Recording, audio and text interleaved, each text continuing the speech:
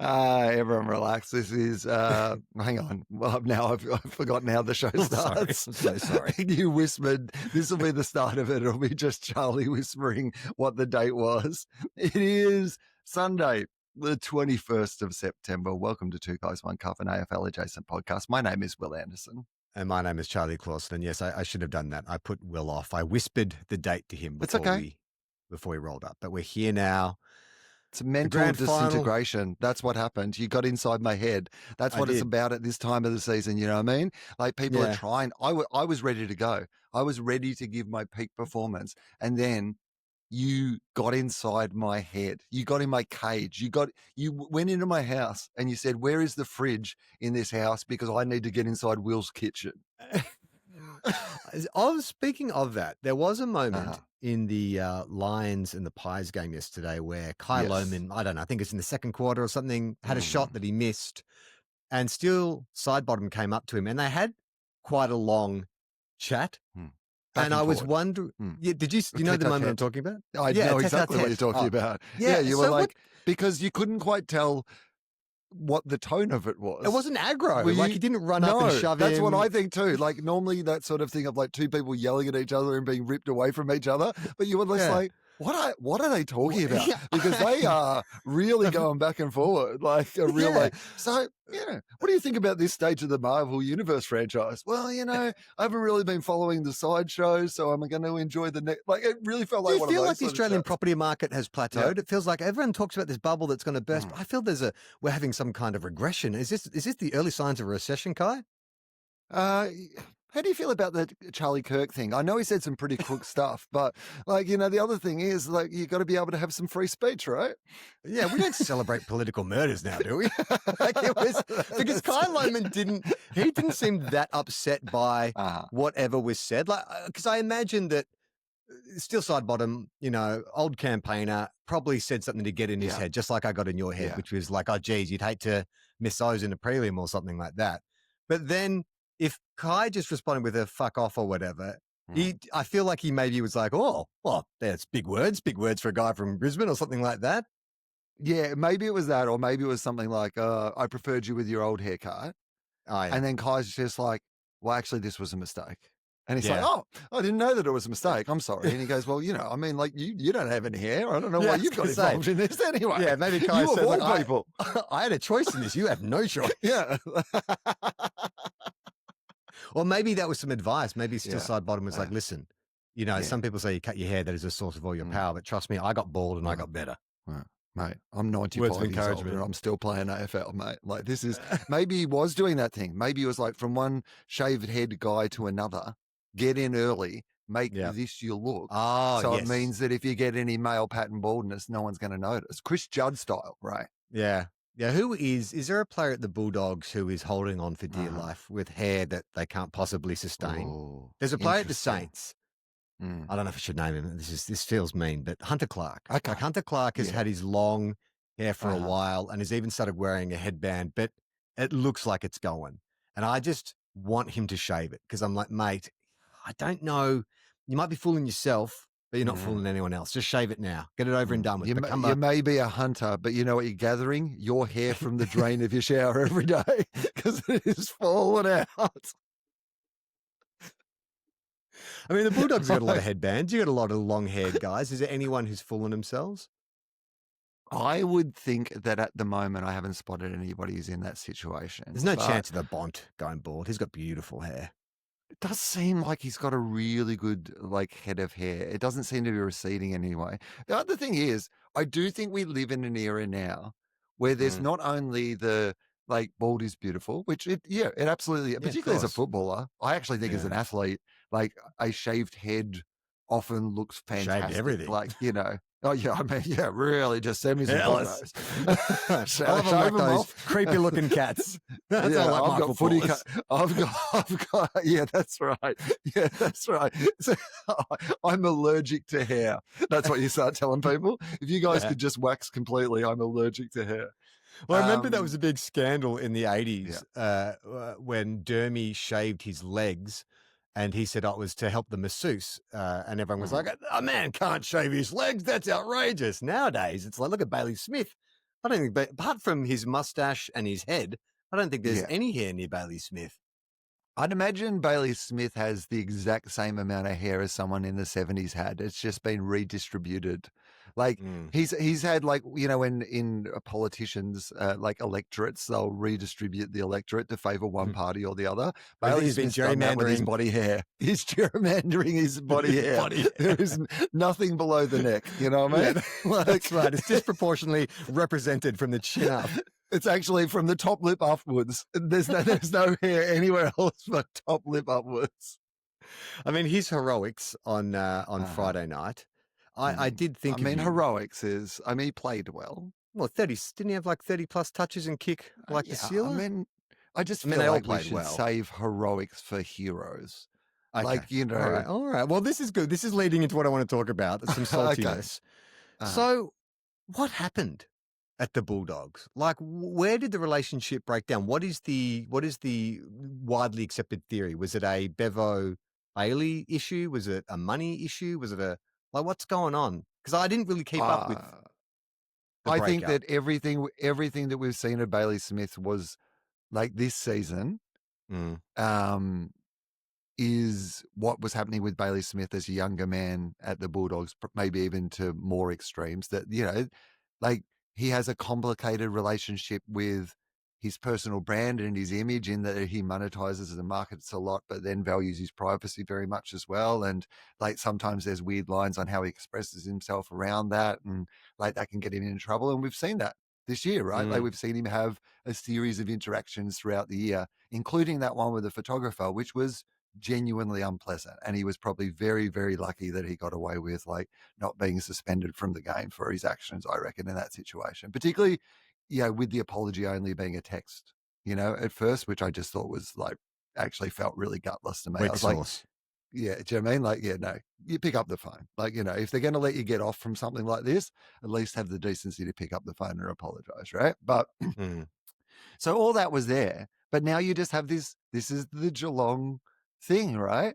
Geelong are like, sure, you've collapsed at 4 o'clock in the morning on a nightclub, but you know what? We'll play you next week.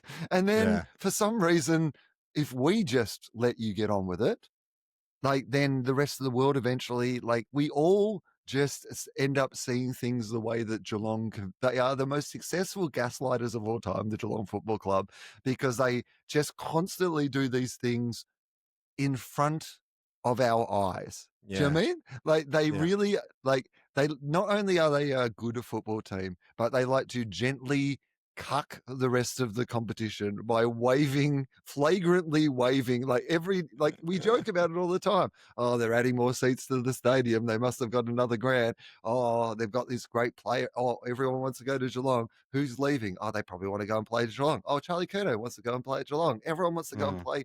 Mate, have you been to Geelong? Like, honestly, this is one of the greatest magic tricks of all time. What that team has done has just said, it suits a Bailey Smith, right? Because when shit like this happens, they just roll with it and they get on with things. It was like we were messaging the other night during the game, and I was just thinking, oh, hang on, Geelong are about to get fucking like touched up here. This is like, first quarter looked like it. Yeah, and then they just get on with it, don't they? Flex the muscles. Get it. Like when Tom Stewart went down, I was like, well, he's like. In any other team, if Tom Stewart goes down, you're like, well, that's it. It's not our day today. You know, like possibly our most important player going into the game is now going to be like, happened to Collingwood, completely out of the game, right? Pendles goes out in the first quarter. They struggle to really get into the game. Oh, yeah, we're fucked. We don't actually know what to do. It made Geelong stronger. McRae might not be able to coach. It turns out Pendle might have been doing all the magic out there when he was playing, right? He should have put on the runner's vest and gone out there and delivered messages. Like, it was like just the way that they just go, oh, well, I guess we can't do it that way. We'll do it a different way. The way that they as a football team are able to just go, oh, you know what we'll do all season? We'll just keep like People will be like, "Oh yeah, Bailey Smith's pretty good, Max Holmes is pretty good, but do you really have a quality midfield?" The whole time, Chris Scott's going, "Yeah, I Yeah. just like." Much like Keep the Hulk in a keep him on Marvel ice. film, I'm just going Yeah. to use him when I fucking need him, Yeah. right? But when we need Yeah. him, we will need Yeah. him. Well, yeah, we're just going to Yeah. keep Danger in cryogenic, Yeah. frozen in cryogenic freezing until we need to release him. I mean, it was. Did Broden text you that quote from David King? No. Did you see that? So Broden No. texted me, but I think he posted it on the footy. They've got a Reddit page. This was a quote from David King, and Broden said, "This is a picture you can hear." He sent me this photo. This is a quote from David King, and I'm going to do it in the voice. Yes. There are levels of brutality in AFL footy. There's contested ball, and then there's rip your heart out Patrick Dangerfield level ferocity of the contest. My God, what a performance. What a player. Well, you can hear it. It is the most David King text you've ever seen in your life. But I will say he was bang on the money. Like, that was an insane performance. Like, I don't want to. I might be I've come up with this phrase, Will. I don't know if you've heard it before. Oh, yeah, okay. Now, hang on. Why don't you try to think of it? Yeah. And just, I've been working on it. I've crafted every word I've chosen to be the most unique and original combination of words. Okay, now, let me have a guess. Okay, it's three words. Is it? Yeah, okay. Now, all right, okay. We've been working together for 15 years. Specifically around... this time of year. The pointy end of the season, yes. Okay, yeah, so I'm going to say finals. One of the words, I'm going to lock in one of the words is finals. Now, around this time of the year, what are you looking for in the finals? Well, it's something I think for finals. I think what you're going to say is this particular player might be something for conjunction. Finals. Yes. Yeah, but what are they for finals? That is the question. Well, this is where I've taken a bit of creative... they are for finals. a bit of creative license, okay? Because this is not literally true. I'm using sort of like some poetic license. Yeah. It's almost like if you were in a laboratory, right? And you could put together the perfect player. This is this is the adjective you might use to describe what you're doing to create that perfect player. They are Frankenstein for finals. No, just simpler. Not as literary. All right. Okay. And by the way, it would. Go on. But correct use of Frankenstein, because he indeed was the creator. Right. Yes, that's right. Yeah, no, very technical. Very accurate. Frankenstein for finals. He kind of almost was Frankenstein for finals because they just, he's alive. He's alive. Maybe that's what the latest round of funding for GMHBA was just like a tower where lightning can strike technology when they need to just activate why are you danger. putting up this giant coat hanger where that claw is? Why are you jigging up? We're powering electricity through the stadium Patrick Dangerfield, that was one of the best, not just one of the best games I've ever seen him play in a storied career, but just one of those in a final, there's nothing better than just seeing like an old guy just go, no, I reckon I've got one more left in me. This is what Freo were hoping the Nat Fyfe story we were all be, or whatever, right? Like, we all were, of course. You were hoping that you might get to see, or that the David Swallow story might be. But the truth of it is that we've had him under our nose all the time. It's Patrick Dangerfield. Well, especially as he was coming up, like his direct opponent was the guy that everyone else had been saying was Frankenstein for finals. I mean, it was just one of those, because in that first quarter, you were like, oh God, like it just, it was weird I've been on a real journey with Hawthorn this season in that, as I've stated, I've never really had a significant dislike for Hawthorn. I've always admired them. I'm just like envious, if anything. Yeah. But I just have felt something shift this year. It's like, it's the fans, it's the entitlement, and it's just that awareness that they have that they're always going to be good. And they are good again, like it's happened. And so that first quarter felt like, oh boy, I don't think I'm ready for a Hawthorn flag so soon after. Because, I mean, look, Will, I don't want to be... I was just seeing it on them, Charlie. Like in that first quarter, when they went to the crowd shots and all the Hawthorn fans... Do you remember when the start of last season, we wondered if they would even win a game? Like, it was like, they are at the start of the huge rebuild. Do you remember when, Sam Mitchell was an untested untested coach and they'd maybe made a mistake getting rid of Alistair Clark. Did you remember that? Do you remember that little brief period where we thought that Sam Mitchell was not going to be the ruthless killer that he was as a player, as a coach? Like, he is. I loved his press conference, by the way, where he was like, I hope they both lose next week. Like, it's so on brand. But also, like, all the shit he's copped from having, dinners with Oscar Allen and Zach Merritt. And he's like, I'm going to go even harder. He's going, you think that I'm macking on your wife now? Just wait till I send her like a dozen roses tomorrow. Like, he's just and made by the his way, intentions I'm coming completely for clear. your wife and your wife as well. So don't you worry about that. I'm putting together a little harem of my own over here. And I'm only going for people who are already spoken for. And it sounds like the captains are all on board with it. Like you got Jai Simpkin and even like Christian Petrarca now they're talking about, well, maybe that's who the Hawks will go for. So you can see it. It was proof, but it was proof concept of it, wasn't it? Because they were a midfielder or two short in the end, really, was what, like, it felt like they need, particularly those players. Like, I mean, maybe others as well. I think a big upside for them is that Mitch Lewis, like, started to. That's right. Because if he can. Yeah, 3 goals, Mitch Lewis.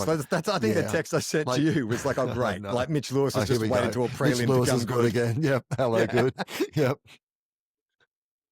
So if you look at these teams that are all sort of contesting, right? And, the argument this year has been around, well, when I say the argument, Ross Lyon has been complaining about the Northern Academies and the father sons. And you look at the teams that are all contesting and, you had the 3 kind of interstate teams that are benefiting from the Northern Academies. Then you've got Geelong who benefit from this kind of being the team that all the free agents want to go to. Collingwood, biggest club in the land, that makes sense as well, while they're such a dominant club. But then you look at Hawthorn, and they're sort of in between. They're not really like the free agency club like Geelong. People don't automatically nominate Hawthorn. They have an aggressive, ruthless coach and a history of success, right? So I don't want to give them props, but I'm like, well, of all these teams who are getting like advantages handed to them from the AFL, Hawthorn are kind of doing it off their own steam. They're not as big as Collingwood, not even probably as big as Adelaide, but they're just kind of gutsing out this rebuild, don't you reckon? That is an interesting perspective. Like mercenary. And I think there is an argument to be made that there was only a way that they had and they've decided to go that way, right? Like maybe if they had access to an academy or, maybe there's a world in which you go, oh, it'd be great if our team didn't go about things the way that Hawthorn are going about things. Do I think that Sam Mitchell has looked at like what they can lean into and what they cannot lean into and has gone, well, this is the way for us and I am the person. This suits my personality anyway. So like, this is how we are going to put together our squad. Like, these teams are going to rely on these other advantages they have. So we're going to play the game in this more ruthless or relentless or like whatever it is fashion because we don't have access to those other things. I think that's actually we've been doing this podcast for 10 seasons now, and that might be the first good point anyone's ever made. But I really think, I've been thinking there about is something a lot in that because I hate Hawthorn. Like, as soon as they were up and about in that first quarter, I knew I was like, oh, because I went into it a bit like, oh yeah, whoever wins, it'll be a fun grand final. But the minute Hawthorn, I was like, nah. I said last week I felt like it was too soon, and the minute it was like looked like it was going to happen, I was like, I don't like this. This doesn't make me feel good. So and it's also that thing too of it's they haven't been in the wilderness at all. Like that's not fair. Like they didn't even bottom out. They just kind of just like do a Carlton, do 20 years at least of being just kind of a basket case. But it is, when you look at Carlton's numbers in terms of like the size of the membership and how financially successful they are, there's no reason that they shouldn't be in Hawthorn's position with the resources they have. And they've got the same ability to attract players in terms of like proud club, proud history, success, money, exposure, big games, all that kind of stuff, which Hawthorn, but they just haven't done it. So you've got to say either Hawthorn are incredibly well run or Carlton are incredibly badly run. So or maybe I'm like 50-50. I was going to say there might be a crossover in those Venn diagrams, but I also think that if just on a purely aesthetic point of view, Yeah. The idea that you're offering someone to either have the coolest uniform in the entire AFL versus your colors are poo and wee, like you would think that that would be naturally be like a disadvantage. If all you Yeah. had to go on, if you're an alien from another planet who's been recruited to come and play the game, and all you have to go on for your first choice is which of these two jerseys would you prefer to play in, then Yeah. like, I mean, Hawthorn have come from a long way back. Do you think maybe that's actually why they've had to, like, they had a meeting one day, like when you're a day one company, you've got to have that thing of going, well, what are our assets and like Mhm. what are our deficits? What are we working against? Like, and some of that'll be academies or, like whether it's like access to father sons or whatever it might be. So do you think that Hawthorn have gone, our colors are feces and urine? We need to like anytime It's anyone's good. It's getting like ahead of themselves, you're like, yeah. guys, we've got to remember that at It just our reminds them. essence, Yeah. yeah, just like, and at We Hawthorn, it's not just if it's yellow, let it mellow. Some yeah. days they, if it's some days they leave both, just as a Yeah. reminder.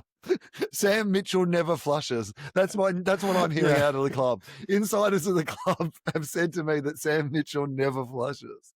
If it's brown, draft Campbell Brown. I mean, yeah, I think so. I mean, Yeah. there is something about Hawthorn do have very much in the same way that Collingwood fans, like we had Pete Hellier on our summer series, and I remember him saying, like Collingwood fans relish in that thing that everyone hates us.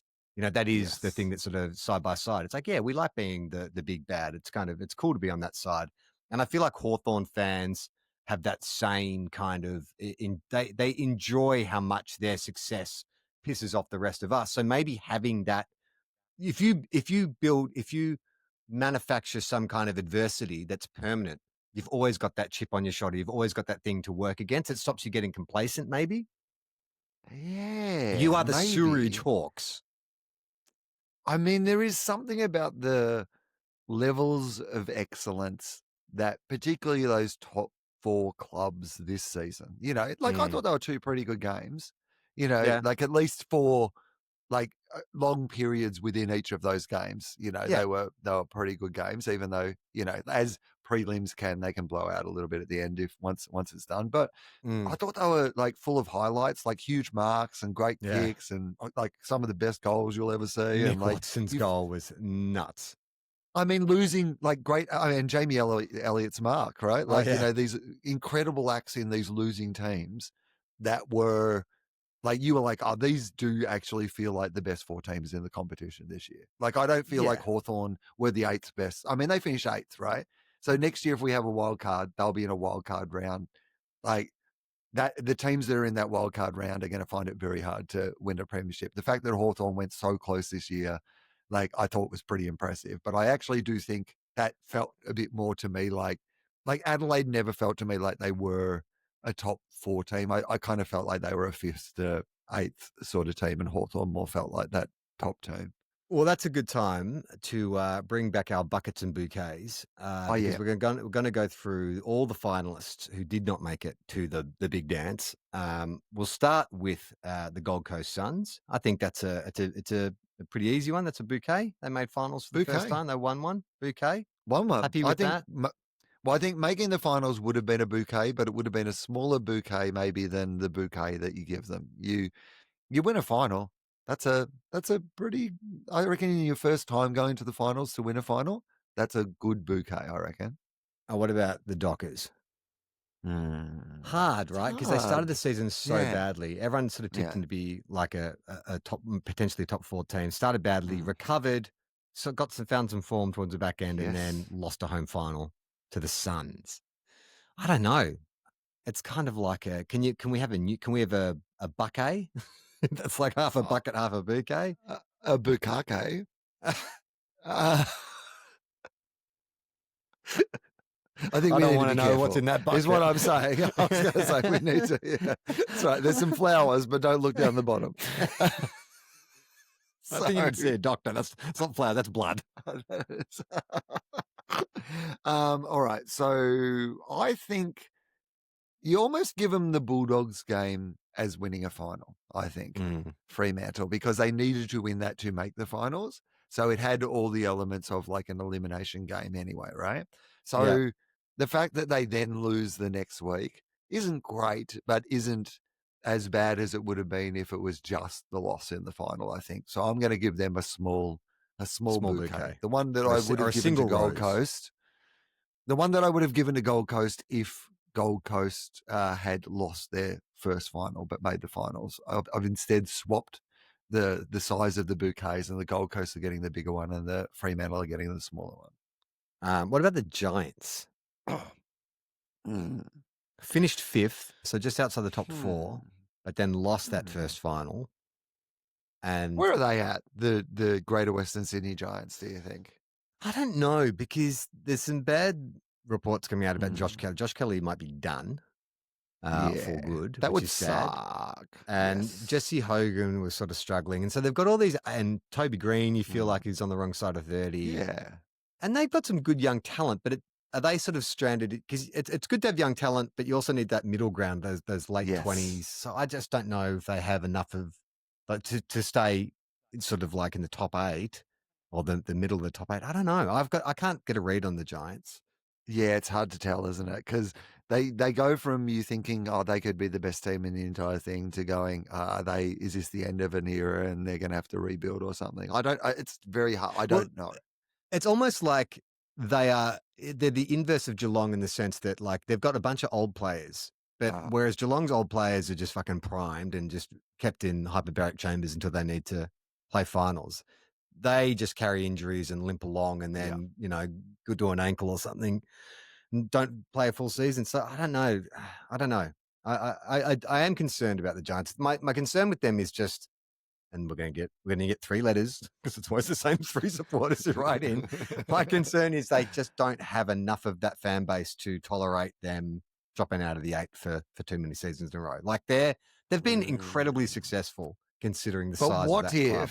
Yes, but what if you need to go backwards to go forwards? But they're Is not there a going to. world They in go which? backwards. Oh my God, it'd be a nightmare for them. But I mean, if it's small enough, is there any real difference? Like, if you're like Collingwood and you have 100,000 members a year and you drop back to like 60,000, that would be an absolute disaster. But if you're like GWS and you have 20,000 members and you drop back to like 14,000 members for a period of time because you're rebuilding, is it really that big a like disaster in the grander scheme of things? Like, I guess not. if it were to lead to, like, it's not like it's like the idea of like, I don't have a lot of money in my super. So the other day when there was all those like news stories about how like turmoil and all our supers fucked, there was the one time where I was like, it's a good time not to have a lot of super, like the only good time not to have a lot of super is like at a time like this. It's a disaster. Maybe that's the thing with GWS, is maybe while you don't have a lot of super, it is the time to take some of it out as an investment in the future. Yeah, and I guess it would depend on what's happening with Tassie. Is this the time to bottom out? Yeah. And Collingwood are kind of facing the same thing, really, aren't they? Because they've got all their older stars like Sidebottom and Pendlebury and stuff. How you imagine are coming to the end. So they're holding on this was the year that they went all in and they, almost got there. But you feel like the flip side of that, the next 5 years is going to be pretty bad time to rebuild. So what you'd want to do is hover, like, get some draft picks in, but you're not going to rebuild off those draft picks. You're just going to have to develop internally. And I just don't know that. I mean, I don't know. I mean, I'm a Saints. Is there a world in which? I have no because idea. obviously I don't know I don't even know what good development looks like. I've never seen it before, so I can't possibly assess other teams. Is there just a world in which, because like Tassie may or may not happen, right? Like, so who knows if Tassie is going to happen or when it's going to happen? Like, I think they're going to miss the deadline of 2028 at the very minimum now. Like, it just doesn't feel like that's going to be possible. And so even if they come in after that, like, yeah, it's like, it makes it so hard for these teams that are trying to do planning around, like, is this the time to offload some players and have a bit of a rebuild and draft the next generation or whatever it might be? It's impossible. It Especially feels when like you're the talking about Tasmanians. trading like future picks, it becomes impossible because you're like, well, is it going to be a compromise draft or not? Is it worth taking which a one's future? which? Yeah, that's right. Yeah. It has some implications for the rest of the competition. Yeah. Like, it's so perfect though. The Aussie rules, which is like the most confusing game where the rules are always changing. Like even the way even the way the game is administered is confusing and unreliable and could change from year to year depending on whether or not we have a 19th team. It did occur to me when I heard somebody the other night talking about the last touch out, because they're saying in between the arcs, will be last touch out of bounds, free kick. And in the commentary, they were like going, well, that'll be like, free kick next year. And I'm like, yeah, we do have a weird game where we're just like constantly just changing yet another thing. And now it'll be like, yeah, it's a free kick in between this bit and this bit, but not between this bit and this bit. And you're like, oh, it was already pretty complicated. I was chatting to an American last week who was watching it, and he was asking me to explain stuff, and I said, look, I can't. Like, I think you'll just have to go on YouTube and look up an explainer because too much of this stuff. Like, what was the one that he was baffled by? Oh, standing on the mark that the player has to stand completely still. He's like, why? And I said, well, it didn't used to be like that, but then I think they wanted the game to move faster or slower. I don't know. They changed it for some reason, and I can't remember why. And he's like, but it seems like an incredible penalty that someone runs too close to the person kicking and then they get 50 meters. I said, I know. Like, a lot of stuff in our games is incredibly harsh. The penalties don't seem to match the crime. It must be one of those things where, because the AFL rule book is so complicated, and the rule book for FIFA or whoever runs World Soccer must be like less than the sort of list of instructions you would have on a local pool. You know what I mean? Yeah. Because it just is basically 2 goals. You can't use your hands. You can use your foot or your head.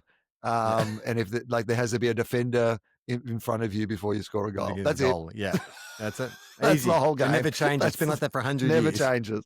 Oh, that's right. These are the only rules, and these will be the only rules forever.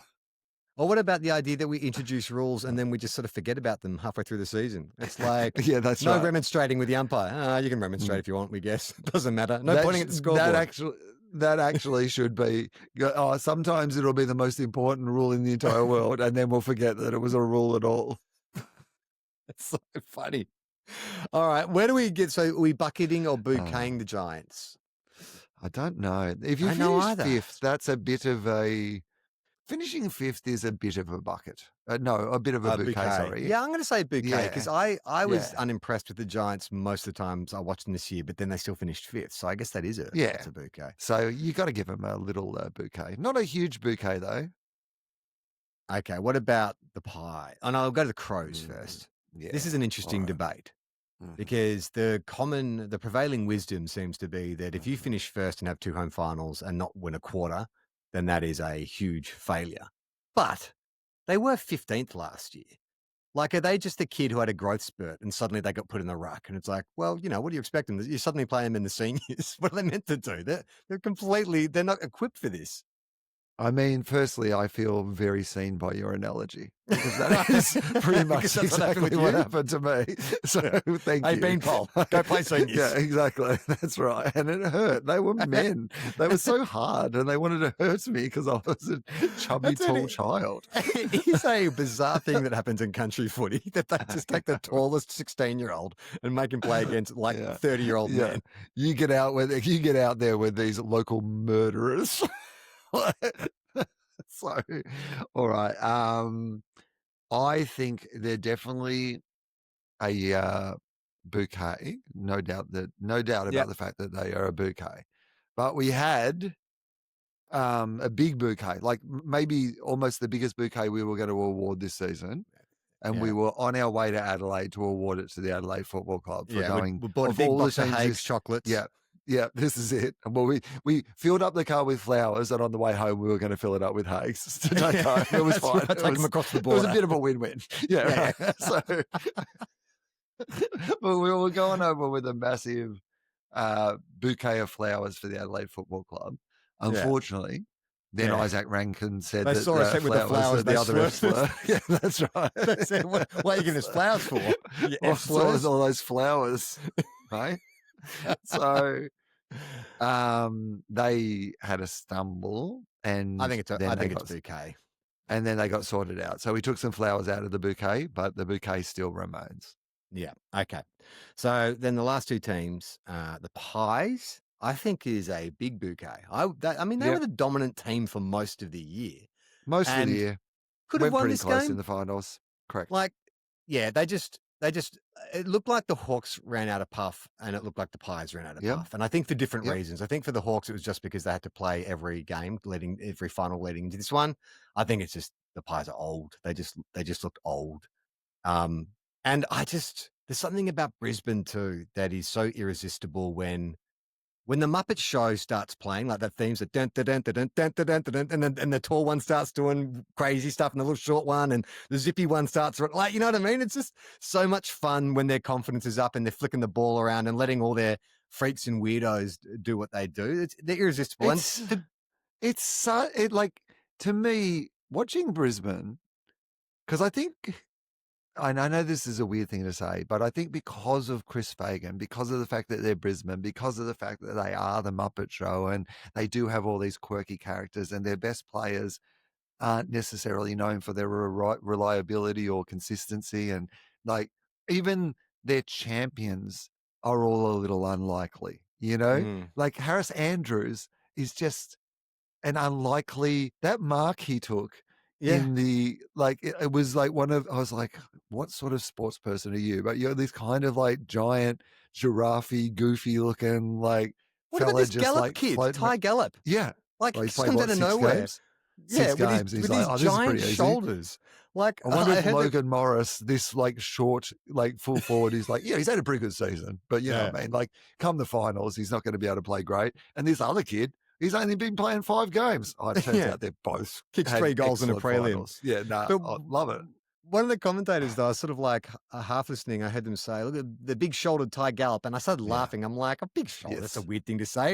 And then they Nah, cut to a he's close got, of him, and I'm like, "Oh, he's got massive shoulders. it's He's like a so coat hanger. I was inverse like, triangle or something. He looks yes. like like a swimmer, like he does an 800. He's Yeah. got those big shoulders, but Yeah, like, he's like definitely got swimmer shoulders, and yeah, you could tell though he was using the space and the craft, but just the way they play.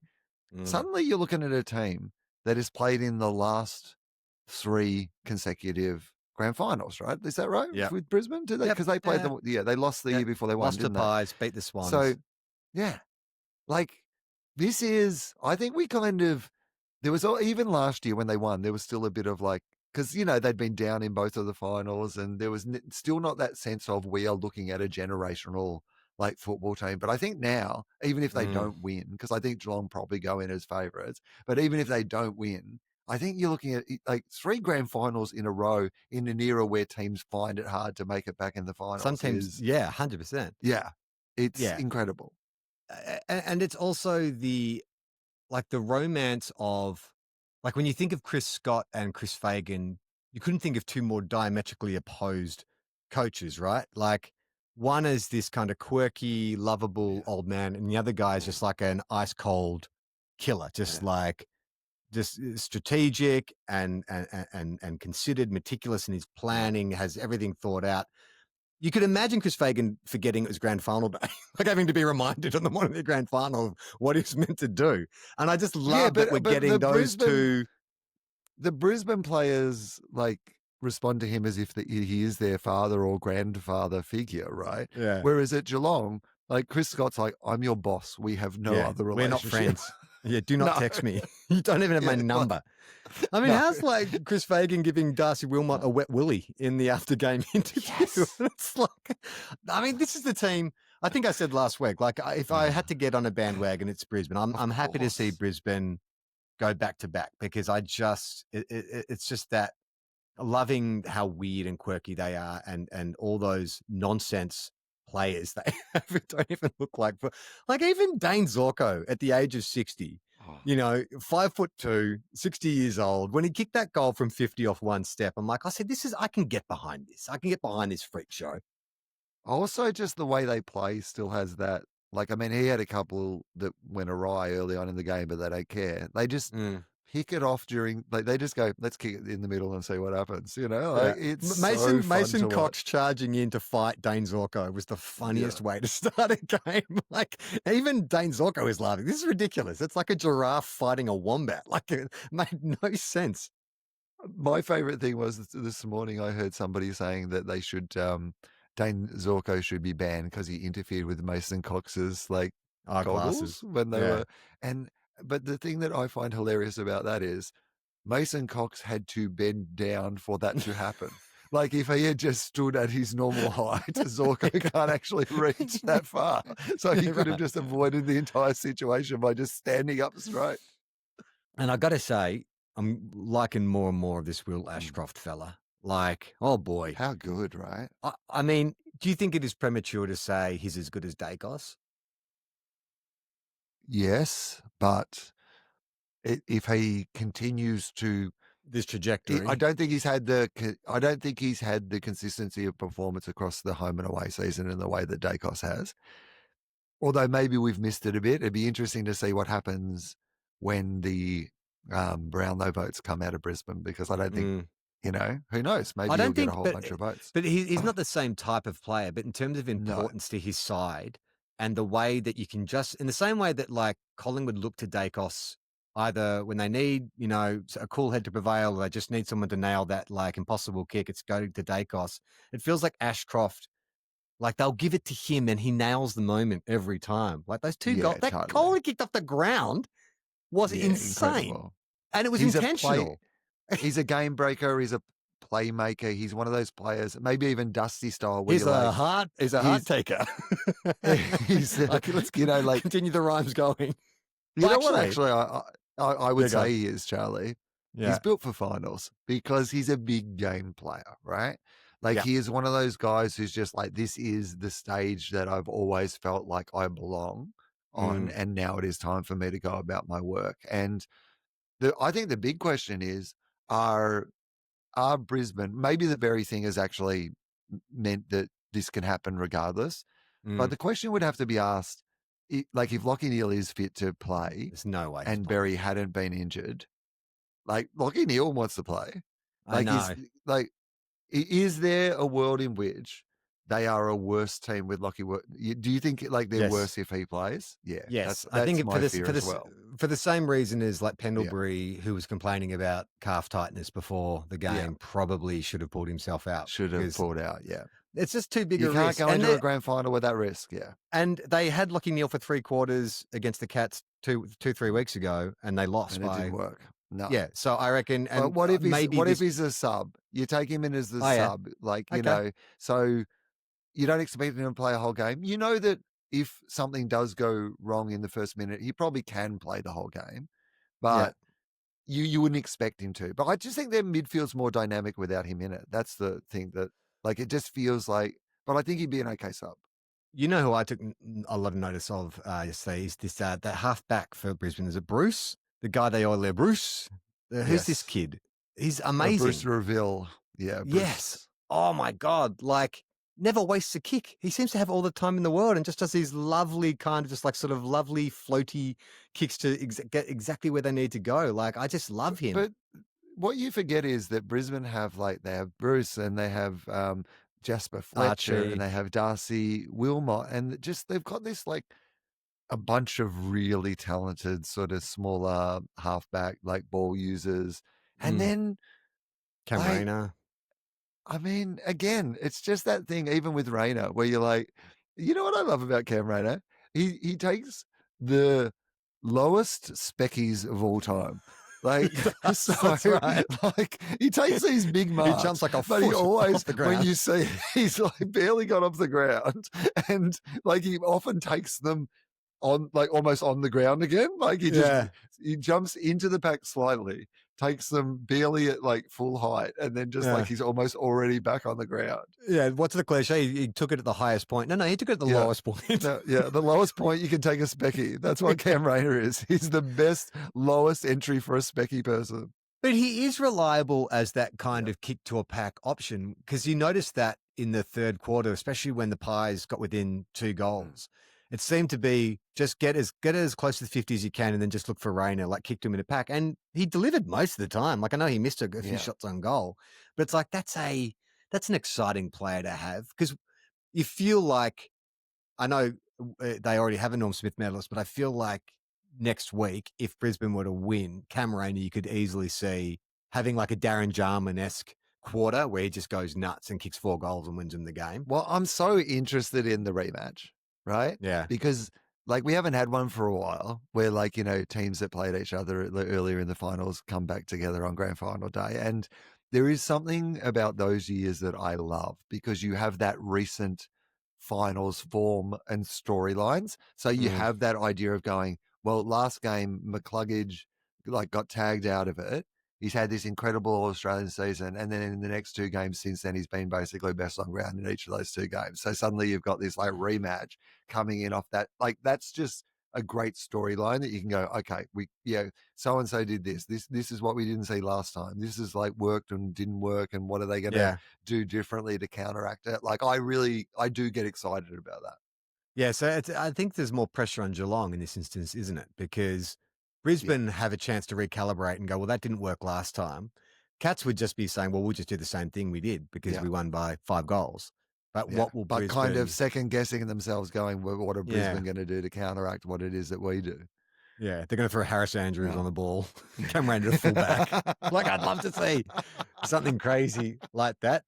It's exciting. I'm happy. Okay, so Hawthorn is the last bucket and bouquet before we get to the mailbag. So I guess it's a bouquet for Hawthorn. Like they sort of bit of a struggle through the season, then won finals, almost got a couple quarters away from a grand final. Bouquet, big bouquet, big bouquet for them. Do you think Marbio Chol should get suspended for what appeared to be a tackle?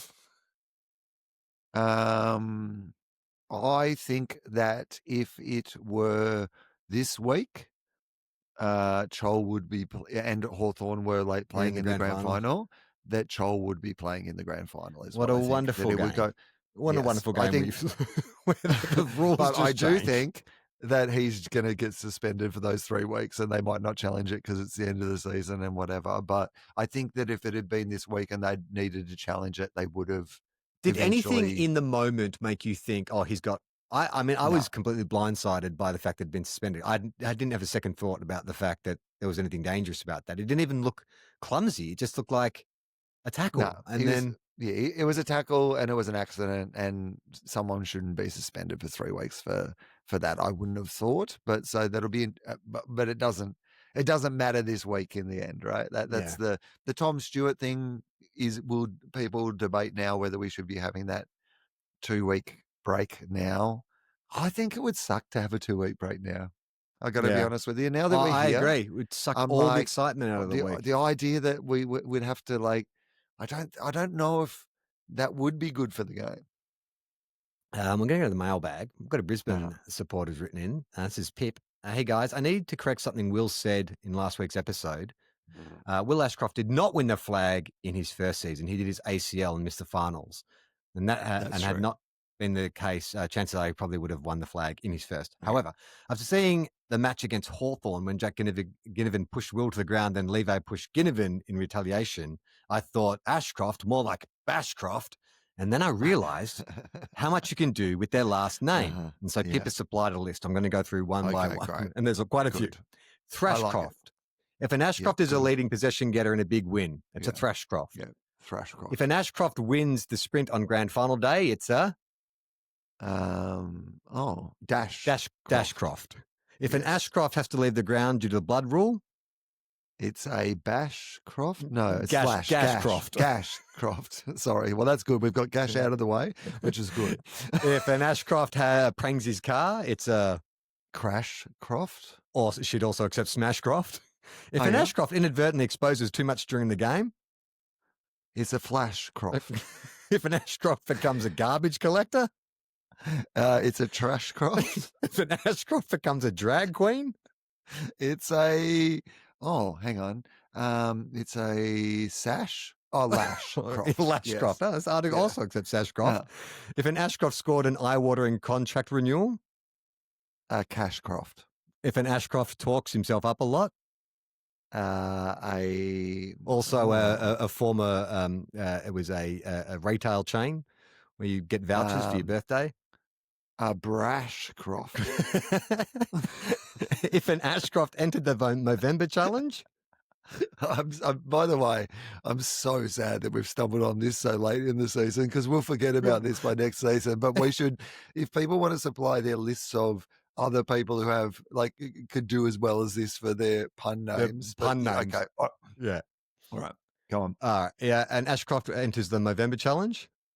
Mustachecroft. Tashcroft. A Mustachecroft. If an Ashcroft joins in Guns N' Roses or takes a big pay cut or urinates in public. Slashcroft. If an Ashcroft joins Essendon or wins a beauty pageant. Sashcroft. There you got it. That's my Sashcroft. There we go. If an Ashcroft gets caught at a Coldplay crowd exposure moment. Pashcroft. Pashcroft. If an Ashcroft gets chicken pox. Or any other kind of skin irritation. Scratchcroft. Rashcroft. Oh, Rashcroft. Okay, yep. If the Ashcroft brothers have an argument. Okay, keep stretching it a bit here. Okay. It's the Clashcrofts. The Clashcrofts. Yeah. Okay. Yeah. Okay. All right. If an Ashcroft cooks instant mashed potatoes. Mashcroft. If an Ashcroft becomes a drug dealer.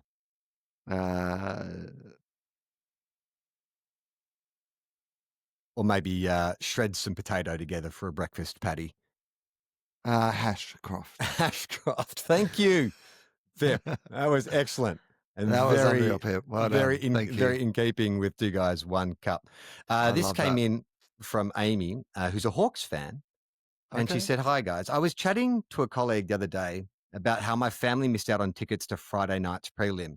I then said it would be okay because we'll get to go again in the future. It was in this moment that I realized you are right. Hawks fans, we're not good people." Mm-hmm. No. Can you imagine that? And the Bulldogs have actually been successful for the last decade, but you would never think, oh, well, we'll be there again next year, right? Would you? Also, I don't even know. But also, I don't even know how they plan their year around it. Even the Bulldogs being in these small amount of finals we've been in over the last sort of, 5 to 10 years has meant that I'm like, gee, it's a lot of the year dedicated to football or going to the football or keeping up with the football. And for these Hawthorn fans, their season goes 30 weeks every year. This is from another Lions fan, Karen. And she's she's writing in to complain about the Gold Coast fans. So this rivalry is starting to become real. Okay. She wants to. She said, "I'm writing into Clashcroft." Would you say it was the Clashcroft? The Q Clashcroft. Or one Ashcroft should go to the Suns. Then you could have the Q Clashcroft. Yeah, the Q Clashcroft. Can you imagine if one goes over to the dark side and ends up playing for the Suns? Maybe Levi captains the Suns and Will stays at the Lions. So Karen says, after the Lions' terrible effort against Geelong the week before, I was quite worried that the Gold Coast would beat us. But I said, you know what? If Gold Coast beat us, that's a great story for the finals. And as a Queensland team, I'll totally get behind them for the next match against Collingwood. Yeah. But when we arrived at the Gabba, there was a vibe shift. There was a roving group of about 30 Gold Coast fans who appeared to be doing a lap of the complex chanting for Gold Coast, an hour before the game was even due to kick off. It's annoying, but okay, you love your team, that's fine. Then as time went on, more and more very vocal Gold Coast supporters seemed to be all around. They lift up their banner on field for the team to run through, which says, "We," underlined, "are the pride of Queensland." Well, the Lion supporters then booed quite loudly. I've never known any angry or spiteful rivalry between these two teams, as I said. As another Queensland team, I'm pretty keen on seeing Gold Coast do well, but maybe I'm living some sort of leftist woke bubble. This was really not did they just come to win, which they should, of course, but they were coming to cut us open and pour an ocean of salt into the wound when they did. We were just sitting in the disability area, and the space behind us is left clear, and it's a no standing zone. There was a little white picket fence about waist height to keep it clear. So these vocal Gold Coast fans near us then stood behind the little picket fence. From there, they proceeded to yell throughout the first and second quarters. Not support their team, mind you, just yell crap. Like the sort of stuff where they are clearly only trying to annoy the Lions fans. A young lady near us eventually turned around and screamed at them to just shut up. Their comments were inane and only served to ruin our enjoyment of the game. They could have gone 100 metres to the right and stood behind the Gold Coast, where the Gold Coast fans were sitting, but they did not. Will Ashcroft took a great mark on the 50 as Gold Coast were kicking out from the goal square after a line's behind. And well, I broke. I turned around and I gave them a bit of a, how do you like that one, mate? Good mark, eh? should we have some more of those? Got nothing to say now, eh? Let's just say from that point on, they became quieter and quieter, maybe because Gold Coast didn't kick another goal until 9 minutes in the last quarter. The whole thing reminded me of that lady who said to Charlie, "You're going to hate me." Like, why go to the game if your whole point is not to enjoy it, but actively ruin it for others? One other Gold Coast fan was sledging Charlie Cameron when he kicked it behind. This guy curiously yelled out, "That's all you deserve, Charlie." I mean, what the fuck's that about? Yeah, that's weird. That feels like a moral judgment, doesn't it? But when Gold Coast were kicking for goal and the crowd booed just to try and distract them, they had a real problem with that, chastising the entire crowd with, "Who boos the footy? My goodness, what have we become by booing? Aren't you better than that?" They did this about 4 times. I mean, the hypocrisy was baffling. Anyway, it just got me thinking about how and why fans make it so miserable for each other. It really does bring down the whole experience, even when you are winning. Don't even get me started on what it was like being in Melbourne for the grand final in 2023 against Collingwood and the abuse we received just walking around wearing a Lions shirt. Wondering what your thoughts are. Also, as far as your rating of attractive players are, Dustin Martin is the hottest man to have ever played football, retired or not. I mean, those Bonds ads are for. Love your work, Karen. Okay, there's a lot going on there. Yeah. Do Let's you just deal think with Dusty first. I think Dusty is like for a certain type of woman's eye or men's eye, I'm sure. Yeah. There is a look that Dusty has that is extremely appealing. So rough yes, trade, I believe the slang for it is. like not classically handsome or anything, but he has like a swagger and appeal and he's looks mysterious and brooding and all that kind of stuff. Like, you know. Yeah, no, I yes, the strong silent type and excelled at what he did, and he's a bit of a bad boy and all those sort of things. I think that, you know, bit of a bad boy. A bit of a bad boy, but I might be in my lefty woke bubble, Charlie. Yeah. But I do actually agree, and I think it's one of those things that football is at its worst when it's a tough line because I think fans kind of having a bit of a go at each other or like a friendly banter or whatever it might be. But this is the problem, is that everyone's idea of what that kind of constitutes or what you're right to do at the football I'm always like, it should be making the experience of the day better for everyone. So if you're chanting or cheering and like one team's cheering, you know, like chanting like Collingwood and the other one's chanting like Brisbane and whatever, and you're trying to out chant each other, or like, you know, like someone kicks a goal and you want to be like, "Oh, that shuts you up now." Like I think that's still kind of fine and fun and part of it. Like, it's just that, like, if you are intentionally trying to make somebody's day worse as part of your pleasure for the day, then that's a bit gross and crook, I reckon. Is there a possibility? There's a lot of talk these days about crisis actors. Is it possible that the AFL, in order to kind of boost their Nepo baby, they hired a group introduced of 30 some Gold Coast crisis actors. To go around and be obnoxious and sort of create some kind of, they're like, this is meant to be the Q clash, is meant to be a rivalry. We're scared that it's going to be very one-sided. Let's just hire 30 mercenaries to just go in and stir up some shit. I feel like they've gone down to Movie World. Yeah. You know, whispered in the ear of the Batman or whatever, and said, "Put all those actors out of the superhero parade." Yeah. What are you doing on the weekend? Because we've got a job for you. Yeah, I mean, I think that I am of the opinion that rivalries don't need to be anything but on-field rivalries. My feeling would be, it would be great if Brisbane and Gold Coast could have an incredible on-field rivalry, but then have the spirit of when they're not against each other, we're both Queensland, right? To me, that would be more fun as a way to do it. But I don't know. Maybe that's like a lefty. It'd be amazing utopian. if the NRL, if the Broncos get in, if both Queensland, Brisbane teams win their respective grand finals, like, it'd be amazing to be in Brisbane that week, wouldn't it? Like, is any work going to get done? What's going to happen? I mean, I hope not. Have a good time, Brisbane. Yeah, Brisbane, knock yourself party. out. You've done well. Yeah, And take a you've got week that off. whole Olympics thing coming up. So, you know what I mean? Like, actually, this will Yeah. be pretty good practice. They should just have a practice run, Yeah. like for like, you know, like terrorism related events while Brisbane is celebrating.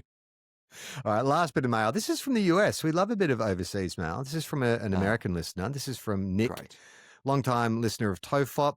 I'm not a medical doctor, but I do have a PhD in cancer biology. Well, that's good enough. Okay. Yeah. And currently work as an EMT in an ambulance. I started listening to Two Guys Cup when you guys combined the feeds, which led to figuring out how to watch some AFL games. So I get 3 a week, mostly men's games, but I'm also getting some AFLW games too. Having watched a number of men's games and one women's game, I've accumulated some clueless questions and observations that may resonate with some of your non-Australian listeners. Okay. This is great. Number 1. Is Tom Papley always such a dick? Yep. Yes. He is your this is a classic nice, easy heel. one. Yeah. So that we have a tradition in Aussie rules, and it tends to always revolve around small forwards. They're called pests. Small forwards. Yeah. They're always yappy, they're quick, and they love to get into the opposition and the opposition supporters. That is it. I don't know where it started or if it's been a long-running tradition, but it just seems to be something that seems to occur all the time.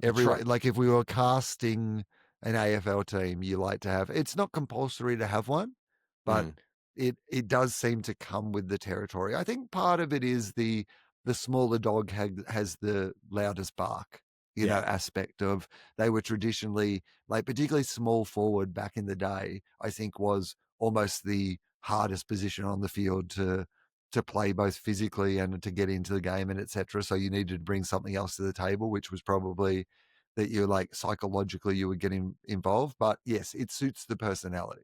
I mean, I guess it dates back to at least the 50s, right? Like Lou Richards' whole reputation, Louis the Lip, was he was a midfielder, but his whole reputation was he was this yappy little rover who'd go around giving the bigger guys shit. Yeah, I mean, back in the day, I personally, back in the day though, sad if you were gobbing off, you get killed, you get punched by the plane, hospitalized. So there was a bit more on the line for you to be funny. But secondly, you moved a lot more slowly. So you had time for like to both compose and also deliver some japes out there. Whereas like the thing that, the thing about the constantly moving, this has been the evolution of the game in the last 20 years, right? We talk about how the game's changed. And one of the things they've tried to do is constantly keep the ball in motion. Like even like players who play in those set positions now are running like 10 plus kilometers a game, you know, like up and down the field. Well, I'm sorry, Charlie. There's a reason they don't combine the Melbourne Marathon with the Melbourne International Comedy Festival. That is not your ideal environment to be delivering stand-up comedy, right? Like, there's a reason they call it stand-up and not jog on the spot comedy. Like, not repeat sprints or gut running comedy. Right. It's tough, you know. So I think if we need to slow down the game occasionally to bring a little bit of the lip back into it. All right. Question number 2. Any idea what hair product and how much of it Bailey Fritsch is using to keep his hair like that? Yeah, Bailey Fritsch, one of the best heads of hair in the AFL. It looks like wax to me. Stayed that upright. I mean, you for a long time, had very Bailey Fritsch-esque hair. What did you use? I just would have thought that if he's on a football field, to keep it in place that much, you're probably using more some sort of like gel product than because wax would melt with the heat. Yeah, you're right. Yeah, and just probably like, kind of get a bit floppy, whereas like I think it must be some sort of gel, but I don't. I think it's also because he obviously dyes his hair as well. So you get that effect of like the dyed hair and also the slicked back hair, which I think emphasizes that it looks like it's, but it's staying up. I mean, big hair. I would like to know. And if the Melbourne Football Club, want to put out some social content that will really respond with our audience, what is the product that Bailey is using to keep it in place? We'd like to know. Just quickly on the Ds, the talk is Stephen May will be looking for a new home. Any interest from the Will Anderson side of things? Do you want him at the Bulldogs? You guys need a tall defender. I mean, who would he punch on with first? Who do you think is most likely? Rory Long. Yeah, totally. First training session together. First day. In the car park on the way in. Before they get in, Rory comes in with a shiner. He's like, I met Stephen in the car park on the way.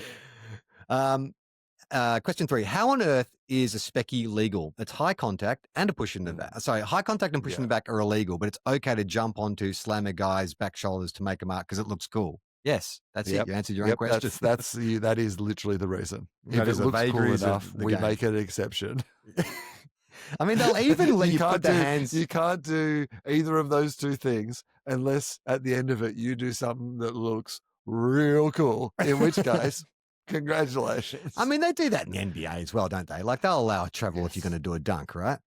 100%. Okay, question 4. Is there a reason that the men's players grab the bottom of their shorts or their jersey, which is a jumper to you, I believe, and stretch them down when they're taking a quick breather? I haven't really noticed it in the AFLW, but my 22-year-old daughter wants to know the answer to this one too, because she's also curious about Fritch's hair. I think it's just because there's not a lot of stuff to hold on to, so they need to hunch over to catch their breath, and I think it's just it feels better than like touching their toes or putting your hands on your knees. Hands on your knees might look a bit defeated.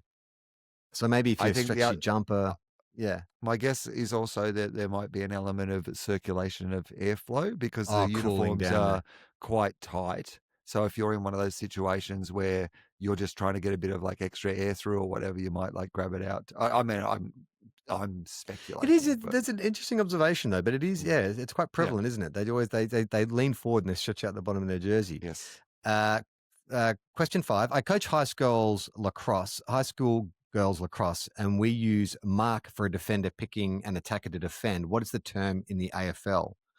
Okay, so if you had to line up on a forward, what is it? It's just I don't know. We don't have a specific name. Your opponent, your player. Like you don't have a term that is for just get on your man up. Yeah, just man up. Yeah, man up. Well, I suppose that's not like person up these days, right? Yeah, that's right. Yeah, woman up. Like I mean.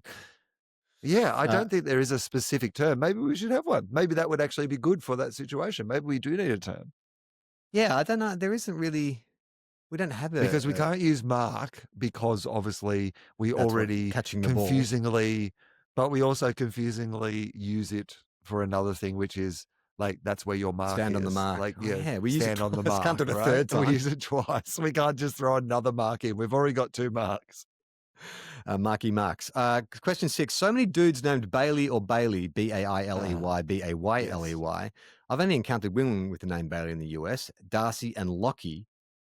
This is not really the case in the US, at least in my experience. I've never noticed that. Okay. Interesting.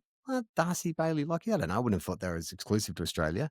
Why do so many players have wrapped shoulders? Because it's a contact sport and there's a lot of bumping, like bumping and when you go for a mark, you've got your arms fully extended. I mean, there's a lot of hyperextension. I've only ever had 2 injuries to the point where from playing football, and they're both shoulder related, broken collarbone and dislocated shoulder, and it was both from the going into packs because you use to protect yourself, you brace, you use your shoulders, but they're easy to crack. Also, when you're using your shoulders, somebody else can jump on those shoulders with their knees on top of your head. And it's legal. And so the other thing is that Jared Berry, who's obviously going to be the sad news story of this week, or at least one of the big O possibly. of 2025. Yeah. So, that's it. So last year in the grand final, one of the players was out because of a dislocated shoulder. This year, it looks like one of the players is going to be out because of a dislocated shoulder. It's quite a common thing for. It's a good sign, right? Like if you follow that pattern of last year. If you're Chris Fagan, is that where you go? Well, you know what? Last year, dislocated shoulder, we won. One of us had to dislocate our shoulder. I said that, and I was going to do it to someone this week if someone hadn't. So, the last thing is more of an observation. I love the officials, specifically A, how excited the goal umpires are to signal a goal and do their flag work, and B, that the field umpires call the players by their first names. That's very unusual. I love that too. Bailey, get up. Bailey, come on, mate. Bailey, get up. Darcy, Lockie, get up. I've always found that quite impressive, yet alone, but it's also one of those things where I'm like, we ask the umpires to do so much in the game, all the rules, all the officiating, all these weird quirks or whatever, and also you've got to know everyone's name. Yeah, I mean that must be hard. I'm impressed when commentators know everyone's names, but being on the field and remembering people's names as well, you'd know they're superstars, of course. Yeah, you number 18, that's right. Get up, Patrick. Is it Patrick? Yeah. What about when you've got the bloody twins playing in the same side, like the Wakelands? It's you're one of the Shane. Shane, Shane, you get back. All right. That is Two Guys, One Cup this week. We are going to be doing, of course, we're doing our live show with Junk Time. Tickets available. There is a link in the episode description. Sunday special after guest. the grand final. My chamber just texted with some suggestions for special guests. We won't announce it on this show, but it'll be announced this week. But it's always a great show. What I it's will our say 10th anniversary. Yes. Is that I was talking to Adam Spencer, who was going to be in town, and he on grand final morning is talking to someone who is a fan favorite that we are fans of here on the show, and he is willing to share some of that experience on stage with us on the Sunday. So, that's right. He sent that text where he was like, he used emoticons to say, "Guess what?" And I couldn't figure it out. Who was it? Oh, we're not allowed to say. David King. But was it? I couldn't even work. It wasn't was there a king? Was there a crown in there at all? I don't know. Yeah, I think so. Okay, there was. All right. So we've got our live show, but Will and I, for the first time ever, I think, we're actually going to do a post-grand final wrap-up show of this, which we'll be recording next week. So you've got that in your feed to look forward to as well. But please, come to the live show. Should we make a prediction who we think is going to win the grand final? I don't mind who's going to win, but let's give it a go. So I'm going to say, you know what, Brisbane back to back, and by not much, I reckon. Yeah. So let's say I'm going to say by 12 points, and for them to do that, that means that one of their absolute jets must have had a who's big the day Norm out. Smith? Why not? Cam Rayner, Norm Smith. There we go. That's exactly what I was going to say. That would be so great. I'll come up with a different one. Okay, all right. I'm going to tip the Cats. I'm going to tip the Cats, and I'm going to say Patrick Dangerfield is going to continue his form. Wrecking ball is going to win. And Norm Smith makes sense. Brownlee medalist, Norm Smith medalist, premiership captain. But it's going to be a cracking game. Looking forward to it. And yeah, me too. We'll be back next week to wrap up season 2025. But for now, play on, not 15. Bye. Little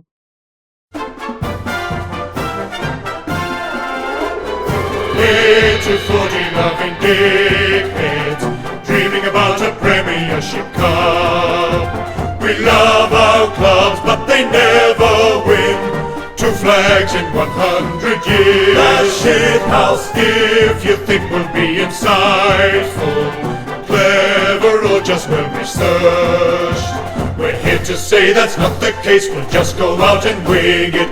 We are 2 guys, 1 cup.